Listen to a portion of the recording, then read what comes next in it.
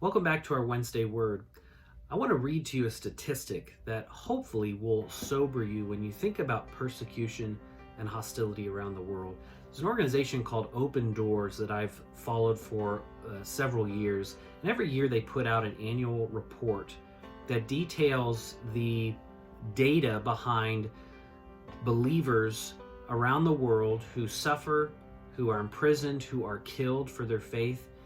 In the year 2020, the amount of believers who were either killed or arrested and imprisoned rose by 60% from years past. So to put that a little bit in perspective, on average, around the world every day, 13 Christians are killed for their faith. Another 12 or more Christians every day, on average, are arrested, detained, or imprisoned, and as many as 12 Christian churches or even Christian buildings like schools are attacked and destroyed. This should sober us as the church in America, who perhaps is just now feeling these winds of change in our own setting. And I want to read to you from Hebrews chapter 10, a few verses to put into perspective what I'm getting at here. The writer says in Hebrews 10, starting at verse 32, "Recall the former days when, after you were enlightened, you endured a hard struggle with sufferings, sometimes being publicly exposed to reproach and affliction, and sometimes being partners with those so treated.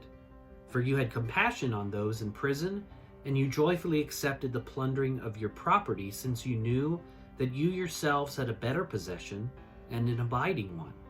Therefore do not throw away your confidence, which has a great reward, for you have need of endurance, so that when you have done the will of God, you may receive what is promised." One of the main keys, I think, to why the church in America can be so anemic is that we can be so at home in this world. We love our possessions, and we love our popularity, and we love approval. These early Christians that were described in Hebrews chapter 10, they were aliens and they were exiles whose true home was in heaven and in the age to come with Jesus Christ. And that world was so real to them. It was so precious to them that they did the unthinkable. They joyfully accepted the seizure of their property, as the writer says. It's the joy, I think, that should be jolting there. It's not that just that they accepted their property being taken, they joyfully accepted it. It gives fresh meaning, I think, to you read in Nehemiah chapter 8, where we read that the joy of the Lord is your strength. The only explanation for that kind of joy in persecution is that these believers really saw and really believed in their eyes of faith. They were enlightened by God to see it. They believed, I think, two things about their possession in heaven that's described here in Hebrews chapter 10. First of all, that it is better. He says in verse 34, you have a better possession. The other is that this possession is abiding. So in other words, they really believe that this world around us is inferior and this world is temporary.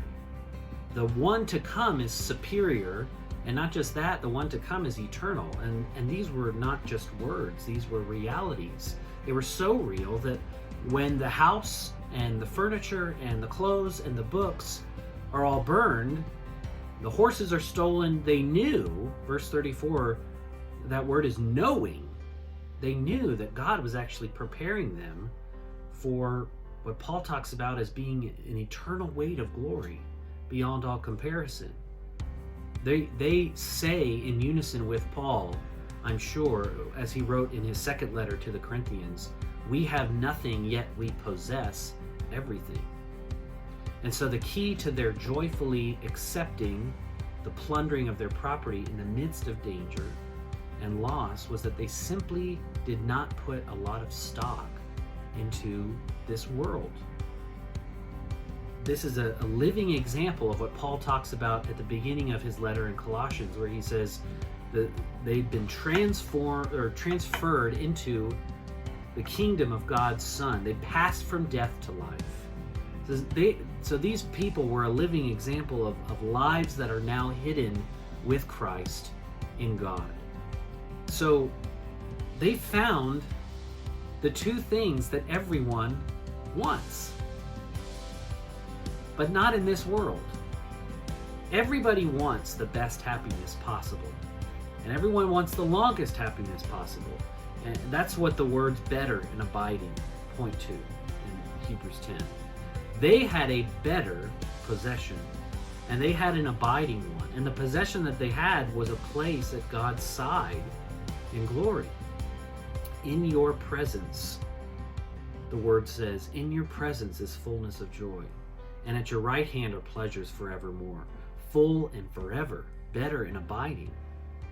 So if we're going to be courageous, and we're going to need to be, and fearless before our opponents, and we certainly need to be, if we're going to live so that the worth of the gospel is truly manifest to all around us, if we're going to take the risks that the early Christians took for Christ, that many of our brothers and sisters, many that we know, are doing now, if we're going to fully hope, then we're going to have to fully set our minds on things that are above and not things on this earth. And we're going to have to focus our mind's attention and our heart's affection on the better and abiding worth of our reward in heaven.